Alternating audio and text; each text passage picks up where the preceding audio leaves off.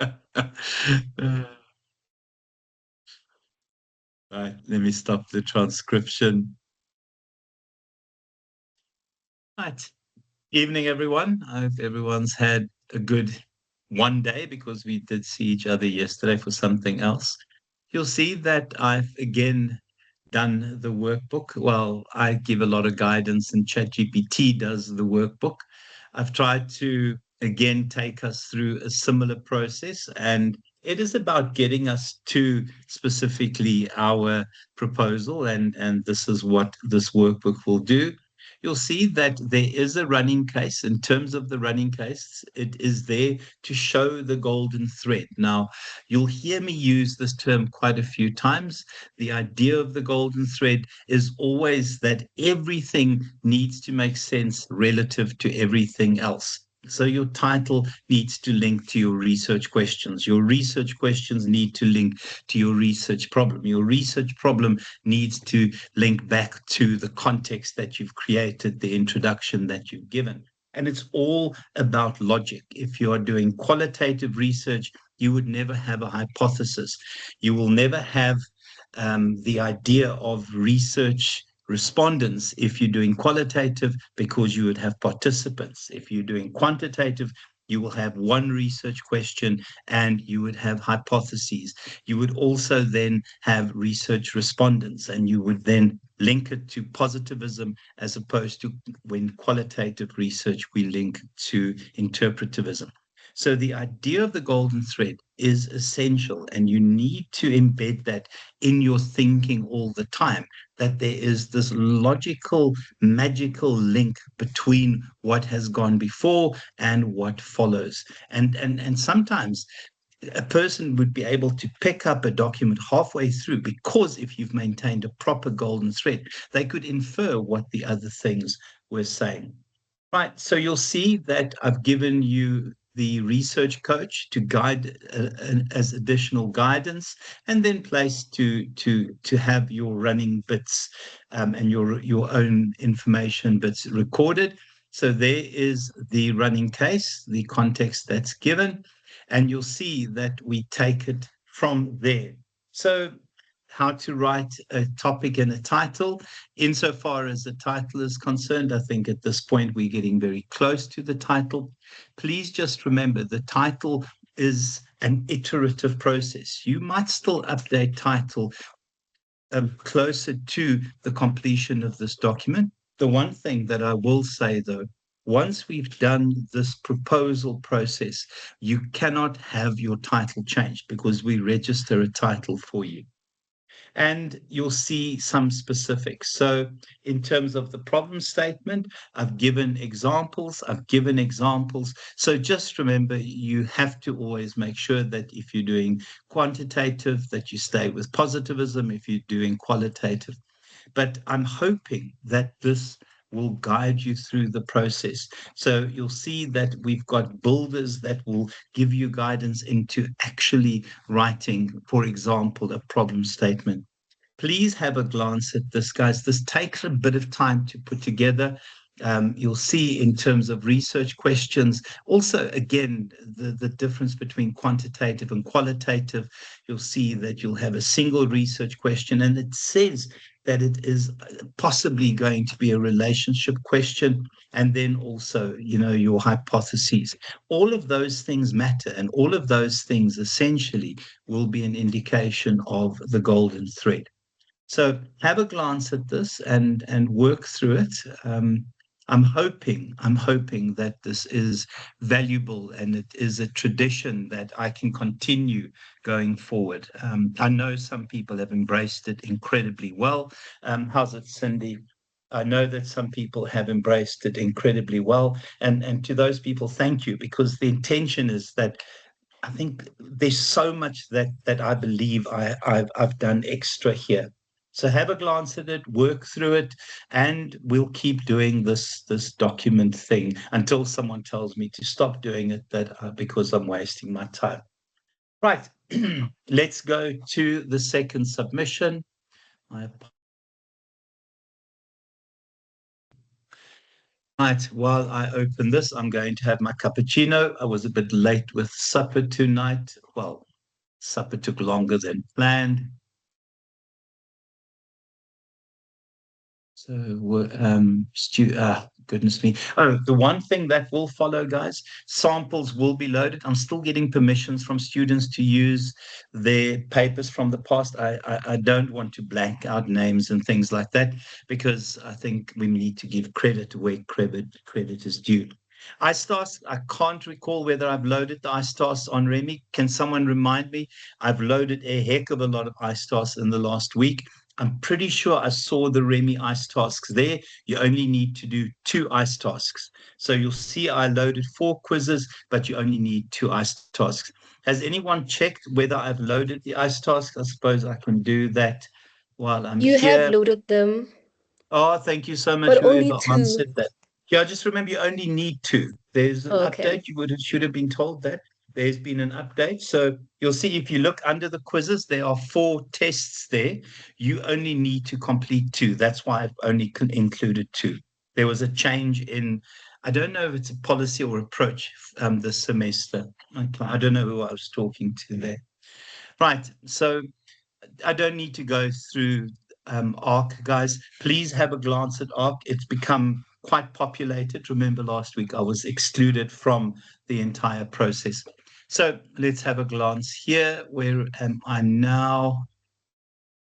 Oh my goodness me, slides, submissions, and task 2. And you'll see that I've loaded this as well. So you'll see that I've loaded this. This is the outline that you are supposed to follow. I've tried to also populate this a little bit more so that if you follow my, oh, um, Kebakazi, I don't give deadlines. I think you guys have been with me long enough to know that I don't give deadlines. I will give you the final deadline. So when I give you the final deadline, I normally download a day or 2 later. I might have already included that final deadline, but I will remind closer to the time. I remind and I re-remind and I re-remind and I re-remind. Okay, so please don't worry about that. So work towards the end of September for that. I can't recall exactly when that final deadline is, but you will definitely be told that. I don't give individual deadlines. Right. So, guys, there is the layout that I've done. Again, I'm not sure whether anyone would use that. Please, if you are doing qualitative, delete the quantitative nonsense and the other way around. The rest is generic. You'll see that I've added specific terminologies in. I've tried to be very, very specific and stay with my suggested guidelines. Please stay with my suggested guidelines here because I don't do these things for my own health. And I know that sounds a bit silly, but it's well worth it. Yes, it is under. So just to show where it is, there was a real disaster last week with ARC. So ARC, no, what am I doing? Give me a second and I'll just show where everything is. Okay, does anyone know when this submission is due?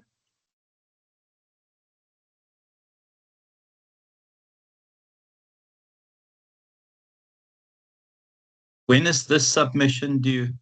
On the 4th of 4th. September. So we're exactly a month away. Thanks, Cindy. Yes. Okay. Again, guys, there's a heck of a lot to be done in that period. So here is content. And if you look here, okay, so yeah, this has been the real disaster that we've had. Submission 2. So what is this? There's the proposal workbook that you want. Under lecturer resources, lecturer slides, submission slides, you'll see that there's the submission 2 layout. So I've got under there, I've got the Word documents as well. Okay, so it is, everything is there, everything is ready to be downloaded. So it is on the recording. So if you need to relook, you'll see that it's there. Okay. So this is my guidelines, guys. I would use it. And obviously, if your pod leader doesn't like these, stay with what the pod leader says. For my students, It's a template in my mind, Kinsani, but it is a detailed template. So the layout is exactly what you require, but in my mind, this is a detailed template. Okay. So the only difference is I add in those bits. Now, normally the template would just be those main headings. Okay. So yeah, it should make it a lot easier, guys. If you follow this, in my mind, you can't go wrong. And remember, I spoon feed here simply because we have got so much to do in such a short period of time. Right. Let me grab my slides and finally get to where I need to be. Hold on a second. Let me move this across.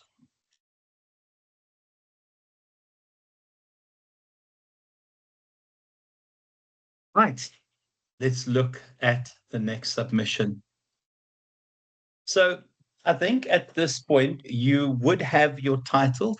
Please remember that I think the maximum number of words that we are allowed are 15. You'll see that when you work with your pod leader, your title should, by the end of the submission, be embedded. If you have room to play with in your title, you might want to make that title pop. I used the example previously of a student of mine who was looking at the potential of standalone coffee shops surviving within the context of bigger franchise type coffee shops. And he had the traditional title, Exploring the Potential of, and then he had the additional bit that he added in front of the exploring, and he wrote Roasting the Competition. So for me, those are the.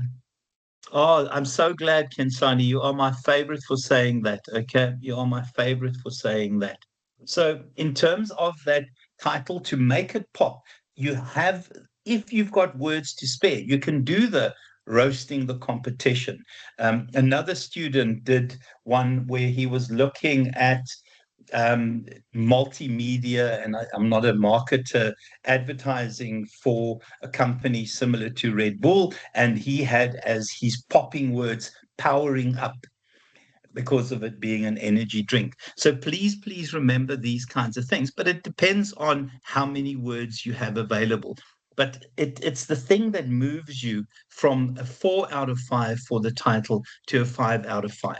And I think it's worth considering that, in particular, those that are aiming to get the 90s and are aiming to be the top students in this qualification. You can see the guidelines for titles. I'm not going to go through them. We spent a lot of time on that already.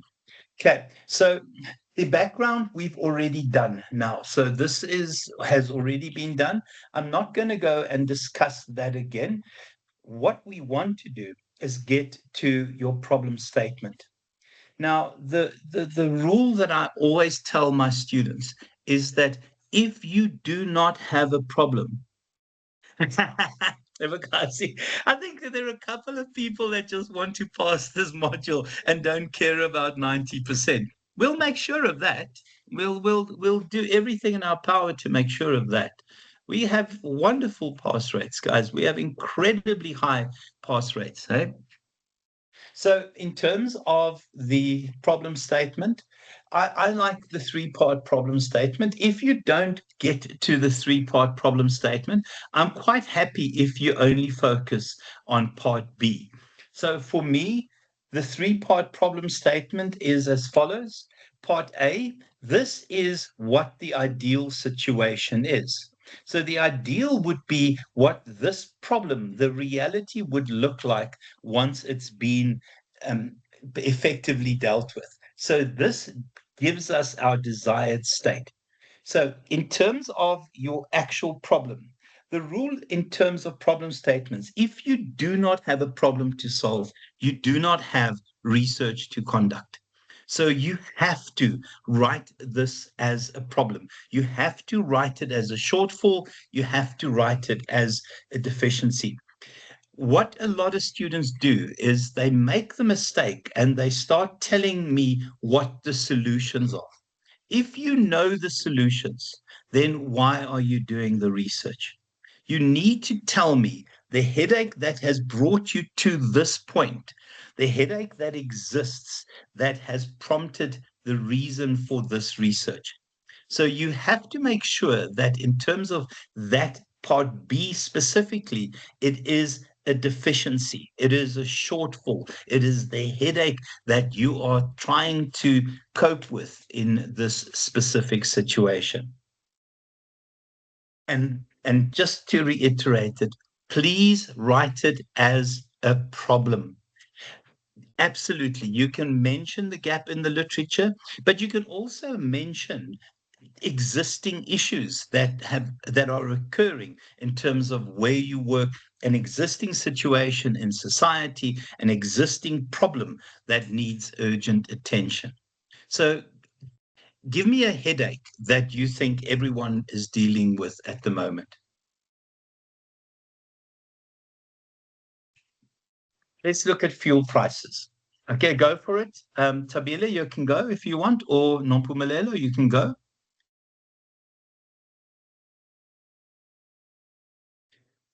So I was just going to say maybe the yeah, overuse of social media in children, for instance, and how it affects, I don't know, focus or wonderful example. productivity. Wonderful example. Yeah. So we know that social media is set up in a particular way that algorithms run to keep somebody focused on their phone for extended periods of time. The algorithm feeds those endorphins. Those endorphins then get a greater need. So we look for more bits and pieces from social media. The issues that arise as a consequence of that is that we have shorter spans of attention among among children.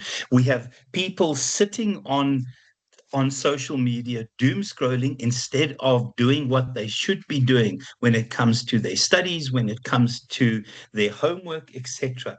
And it also makes people almost unskilled to deal with social situations. So there is your problem. There is your problem. And I can tell you now, with what I've said there, you'll be able to find research to support every single thing that I've said there. So you put in the problem and then you support it with existing research.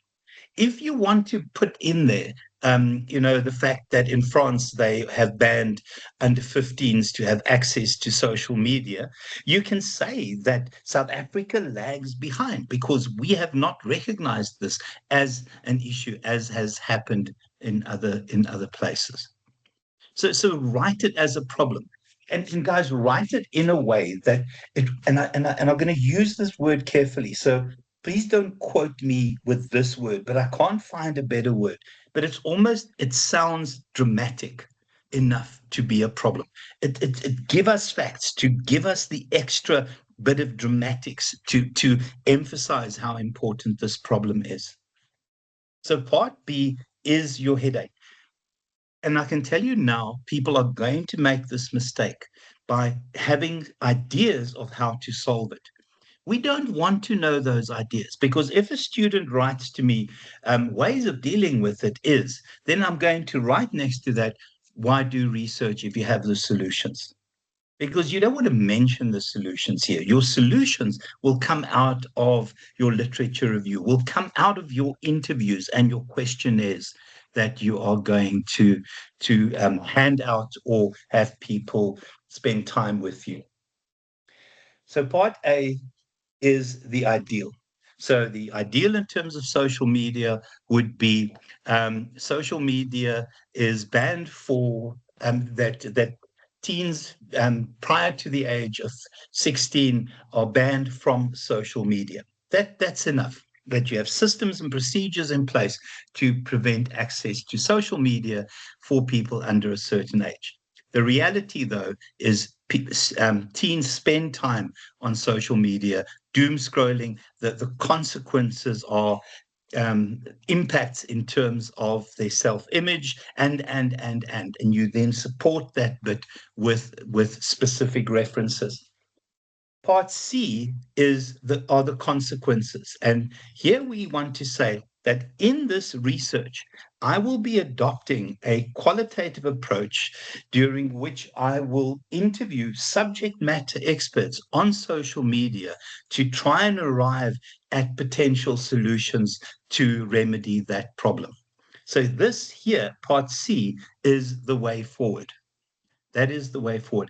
Guys, can I just see when I make my mouse go up and down, do you see the cursor on the screen there, or is it just me who sees the cursor? You see the cursor. Thanks, Cameron. Okay, so part A, part B, part C. Some of your supervisors, because of word economy and other issues in terms of how few words we have to play with here, you will focus on the B. If you leave out part A and C, it is not the end of the world. It is far from the end of the world. But then you have to be very, very powerful in terms of your part B. So, and you can see my description in the slide there.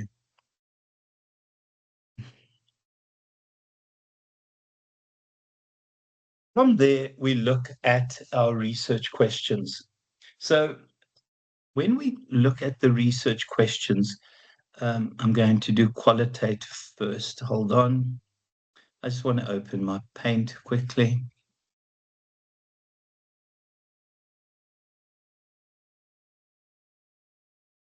Sorry, I'm trying to pull Paint across and it won't move. I don't know why.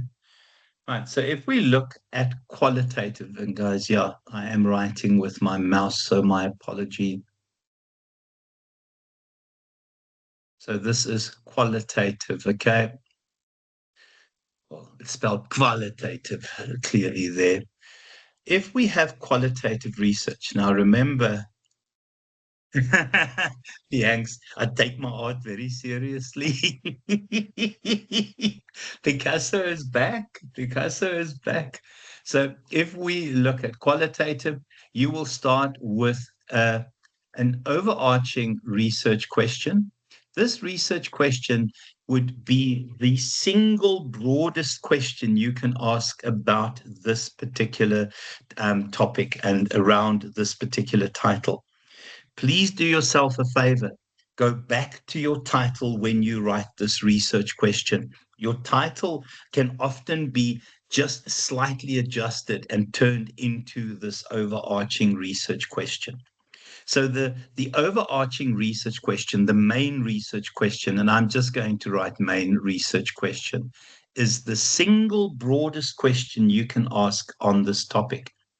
The rule for me always is when you write this research question, go back to your title and turn that title into a research question. Rules about every one of these research questions. Only what and how questions. Let me say that again. In particular for qualitative, only what and how questions. It cannot be a closed question. They have to be open-ended questions. And somewhere in your brain, you need to embed this. Only what and how questions.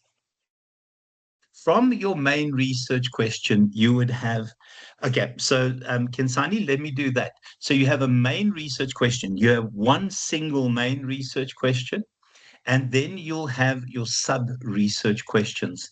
These sub-research questions are, I like the idea of them being your clarifying questions.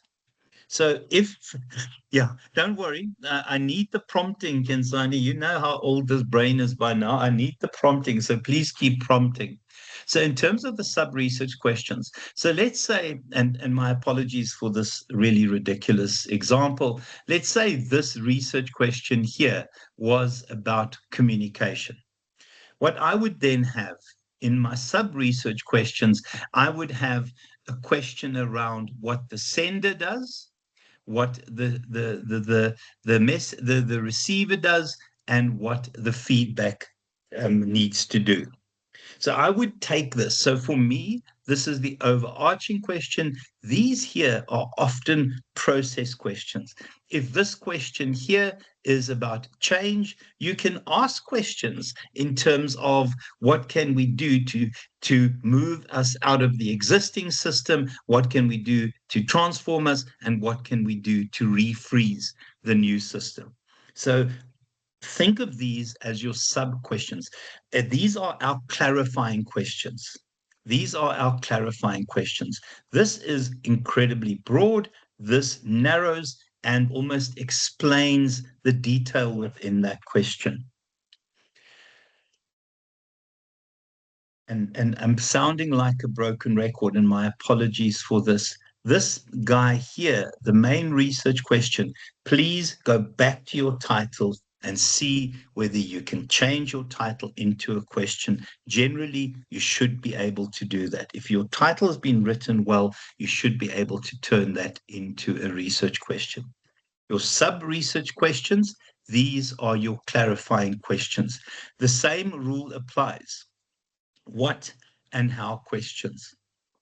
Now, this is where there is a difference between myself and some of the supervisors. This is the way I was taught, and this is how I teach my students. These sub-research questions become your research objectives. So those sub-questions become your research objective. Sub-question 1 becomes research objective 1 and 2 and 3. So if my research sub-research question, what is the role of the sender in promoting understanding? And I'm doing an exploratory study, I would say to explore the role of the sender in promoting understanding. So the first sub-research question, my apologies, will become the first research objective. The objective is what we want to achieve. If you're doing an exploratory study, and we, most of us, I tried to focus when we were doing qualitative research on exploratory studies, it would literally just become to explore. So what is the role of the receiver during the communication process? To explore the role of the receiver during the communication process. What is the importance of feedback during the communication process? To explore the importance of feedback during the communication process. So it's quite pedantic, but you do that right, guys. You do that right, you get maximum marks. You lose marks when you're doing an exploratory study and you write to determine, to decide, or whatever the case may be. Make it to explore, but then your title has to have exploring to it in the actual initial writing. So as part of that initial title, if it's an exploratory study, these become to explore. So I know my students that I'm supervising, they'll all have to explore. But you do that, you simply have to change the word slightly and you get 5 marks. But that golden thread has to matter. If we're doing quantitative research, oh my goodness me, that is messy. If you are doing a relationship research, you have a single research question. What is the relationship between alcohol consumption and a person's ability to drive? And then no. Bonge, I've said this a couple of times. You do not do mixed, and you don't have time to do mixed. You can't do mixed. We do not allow mixed. And often when we see mixed, we know somebody's just asked ChatGPT to write their thing for them.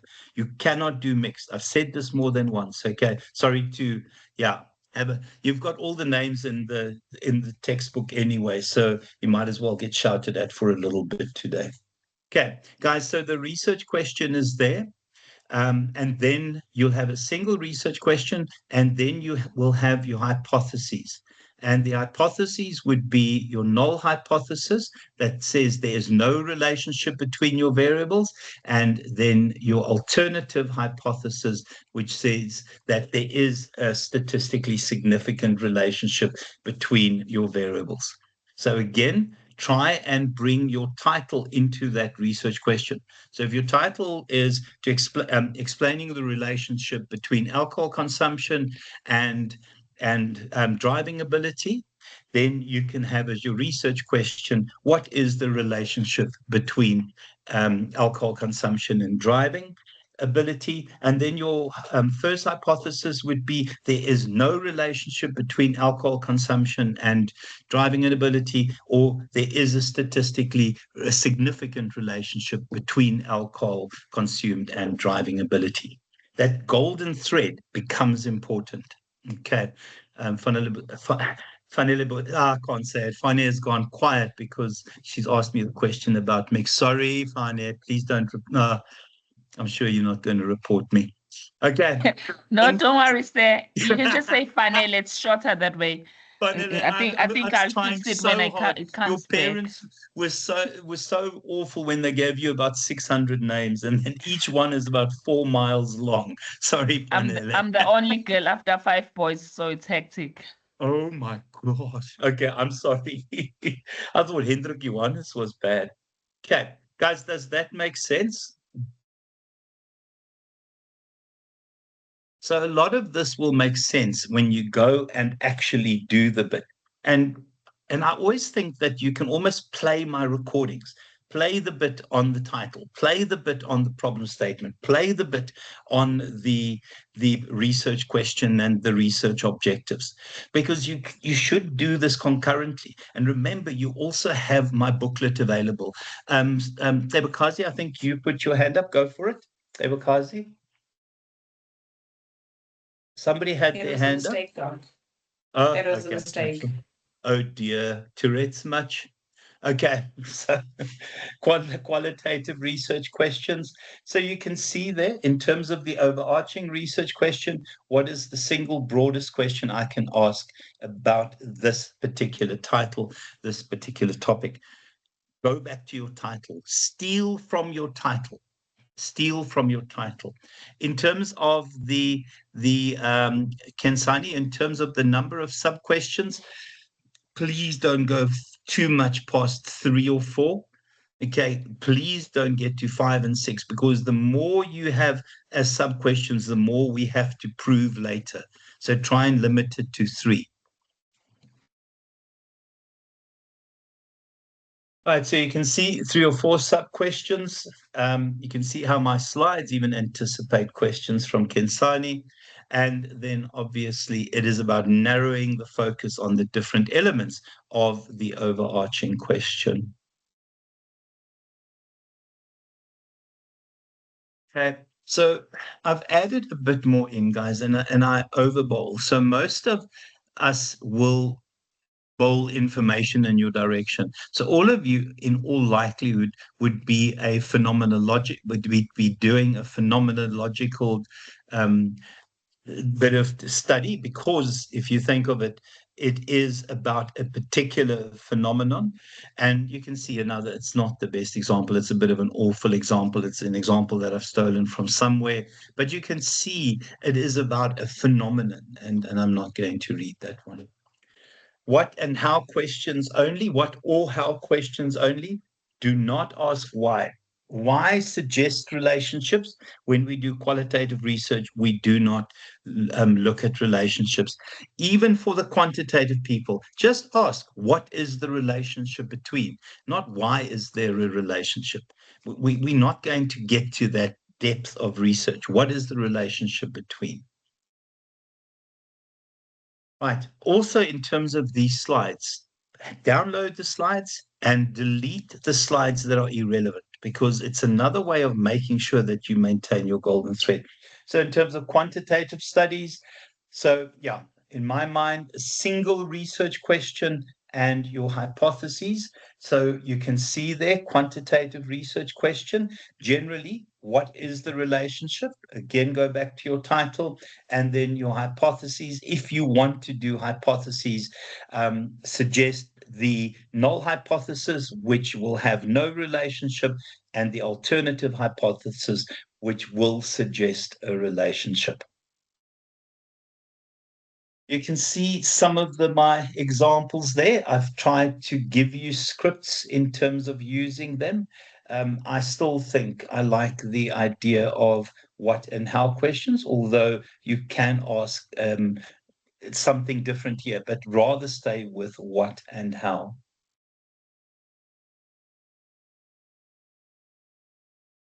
So the next bit is the aim of the study. Guys, the best way to write an aim is to simply write, the aim of the study is to. If you start with those 4 words, or the purpose of the study is to, if you start with those 4 words and you end up in the wrong place, then there's something wrong with your English. So do not get carried away and try and be fancy, although I give you alternatives here to do that. All you want to do is to write, the aim of this study is to determine the relationship between alcohol consumption and driving ability. So again, the golden thread runs through here. The aim of the study is to determine the role of communication in effective management. And again, remember to keep the golden thread going.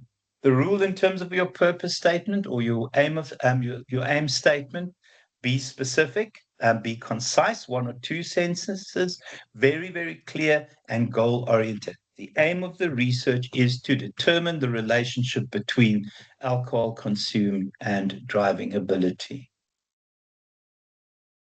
You can see some of the examples I've given there. Can you also see I've kept the easy one at the top? And no one's going to penalize you, criticize you, mark you down if you go with the aim of the paper is to, or the aim of the study is to, the aim of the research is to. Keep this very simple. Again, thinking of your research question, your research objectives, your research title, the research problem, etc. I'm going very, very fast here, but remember the intention of the recording is for you to play and stop. But also, guys, remember the workbook.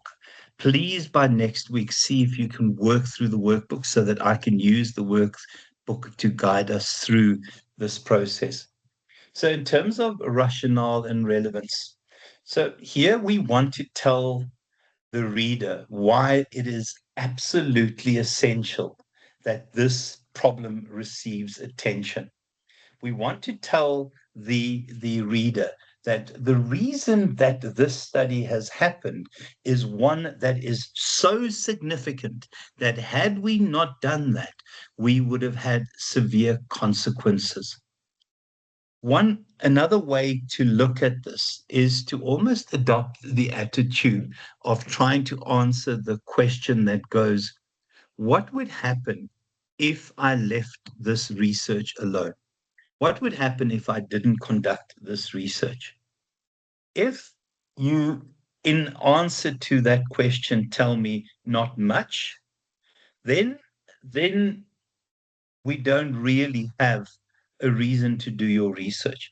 But if you tell me, if we do not address the issue of teenagers or young teenagers abusing social media, we will have consequences that will be far-reaching, affecting future generations in terms of self-image, in terms of ability to concentrate, concentration spans, etc., etc. So you want to hit hard here, because the consequences of leaving this alone need to be significant. So what would happen if I left this research alone? If you can think of your own title and your own question and your own topic, you should be able to find very, very powerful reasons as to why it's necessary to conduct the research. So you can see there, it is the reason for conducting the study. So also just why is there a need? And again, think of it in terms of my question, what would happen if I didn't conduct this research? What would happen if I left this research alone? And it is a significant part of your study, because here you're starting to highlight in the reader's mind the essence of what you're hoping to achieve, in addition to highlighting why it is essential for them to continue reading this. It is about justifying the title, but you can also see here, guys, it starts to pull together as part of that golden thread, your research question, your research objectives, or your hypotheses if you are doing quantitative. Right, I'm going to stop there for a second. Any questions, any comments at this point?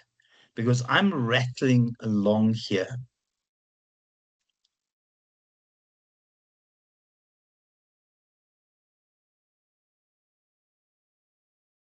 Any questions, any comments at this stage, guys? Because I really am worried that I'm pushing and pushing and pushing. This is essential, okay? You'll start from there, etc. Henny, I'm so sorry. Can you please go over, for qualitative research, please may you just go over the research question part, because I'm still confused when you mean main research question and then sub-research question, and then I think you meant the objective. I'm just a little bit confused how to go about that. Please, can you just go over the one? So, yeah, but exactly that, Cindy. I'm just going to deal with the comments in the chat. So, Cindy, that's why it's almost necessary to play this recording again while you write it, so that I resonate in your head. Okay, and as I talk, you should be able to start linking bits and pieces to your own research, as Tipang says. So I'm hoping that this works. Okay, so I don't even know who asked that question. Was it you, Valencia? Yes, Dr. Henny. Okay, Valencia, what is your title? Broadly, you don't have to give me the specific title. It's basically the perceptions of emotional well-being for employee engagement within the finance sector.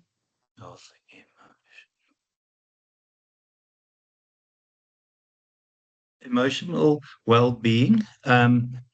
So emotional well-being and engagement, hey? Yes, employee engagement in the finance sector. Okay, employee engagement in okay, I'll just get rid of that. Sorry, did I have to leave well-being? I'll leave it in an engagement in finance. Okay. So if we take that, okay, I don't like having both of those. So I'm just going to deal with that one. And let's just say it is exploring the perceptions. Okay, so I'm going to cheat a little bit. The perceptions of engagement amongst, oh my gosh, employees. Okay, in finance. Perceptions. Okay, so we'll keep it simple as that. Okay, so I would just simply cheat and I would highlight that, Control C. And I would go as my main research question.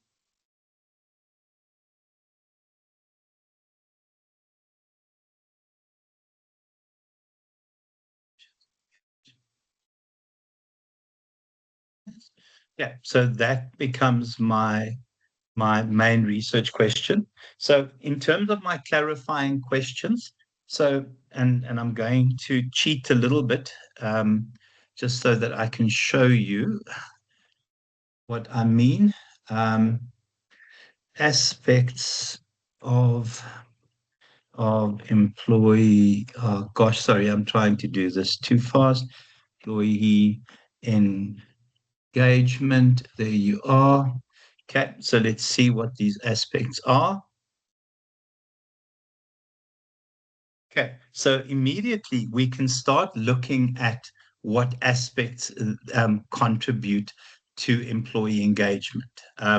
So I think for me, and I'm going to cheat a little bit, you'll see there, it's got recognition. Let's just go those three, okay? Growth and development. So I would then go Control C, because I know that those are the aspects of engagement. And I would go Control V. So these would be my sub-questions now, okay? So these are my sub-questions.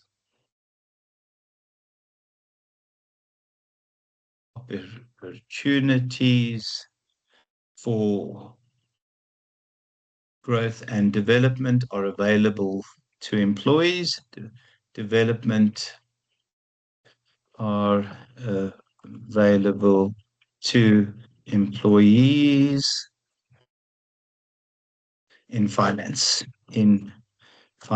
I also now know that another aspect of it is, and I'm going to steal here again, is recognition. Control C.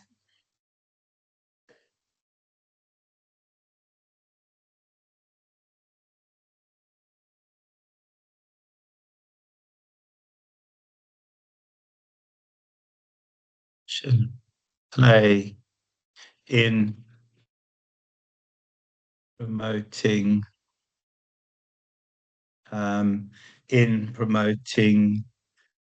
engagement. And I'm going to steal here again. What have I got? What role does autonomy play? Control C.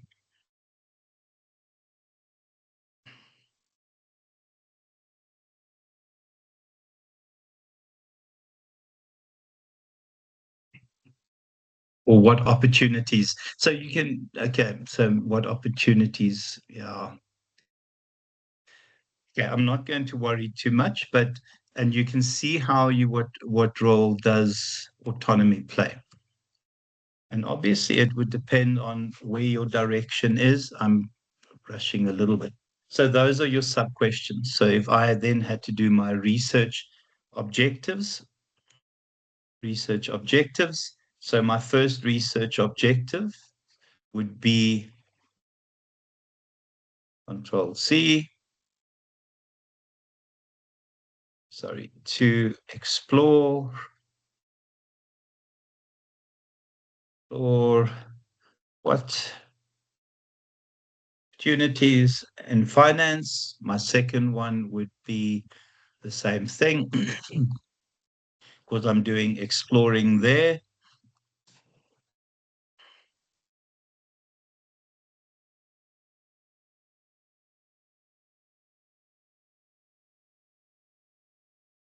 Okay, and then the same thing.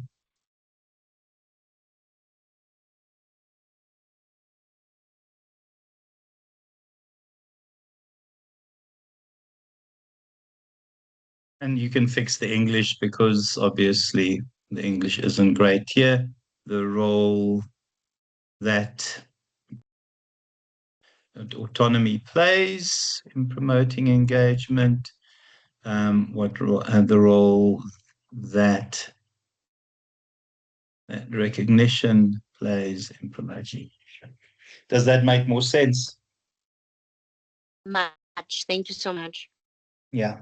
So it's yeah. So and the rules will be the same for you guys. And remember, I'm only doing explore there because I'm doing an exploratory study there. You can see how my title is transformed into my main research question. You can see how the different facets that make up engagement then contribute to my sub-questions and how my sub-questions then go to my research objectives. Okay. So can I just say, guys, do not overthink this. Seriously, do not overthink this. Well, yeah, so can I say, Balenhle, obviously, yeah, no, to just say, I would never use that. So that these bits here, these questions that make up engagement, those would come from my literature review that I've done, okay, or would come from my model that I'm using. So that would come from a model of employee engagement. I just cheated so that yeah. So I would never use that, because that to me it's got no academic validity unless those are aspects that form part of an engagement model. I hope that answers. Okay. Yeah. Oh, Tandeka. Oh. Okay. Yeah, so you have to attach them the first submission. Please do yourselves a favor. Now, I don't know what the guidelines are, so maybe wait for your pod leader. My students will be told that I'm going to give feedback on it, and I want corrections done, and the corrections must be included in the annexure that's added. But talk to your pod leaders on that, okay? But my students will be expected to only submit once they've added my feedback as corrections, or they've affected my feedback as corrections. Okay. So, and if this were quantitative, you would simply have that guy there, and you would then have your hypotheses. So these would disappear, and you would have your hypotheses. One research question and your hypotheses. Okay. Any other questions? That was a great question, actually, Valencia, because I've never done it this way, and it shows it quite nicely, actually. Can I just see who here is doing quantitative, just with a show of hands, who is doing quantitative? Or thumbs up? I just want to see how many people are doing quantitative. Okay. Okay, Refilwe, yeah, you're with me, so you're fine. We'll deal with that. Althea, also quantitative. Okay. Right. No, sorry, it was an accidental hand. Oh, that's fine. That's absolutely fine. So Althea, this applies to you 100%. Okay.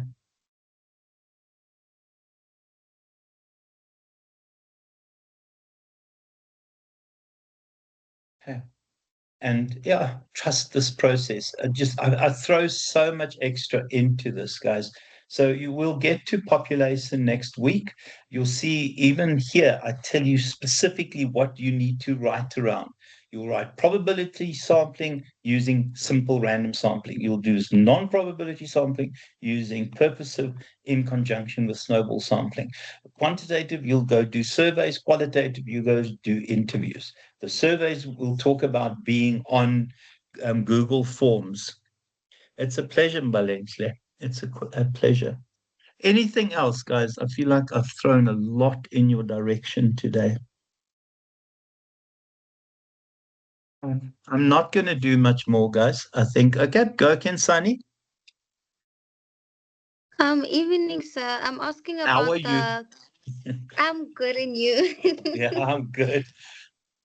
On the data collection method when it comes to qualitative on the interviews. I did research last year, so we had to also do like the interview questions and answers onto Google Forms. So I'm asking, would you prefer it that way? No, Okay. you're not going to do qualitative. We will only use Google Forms for quantitative.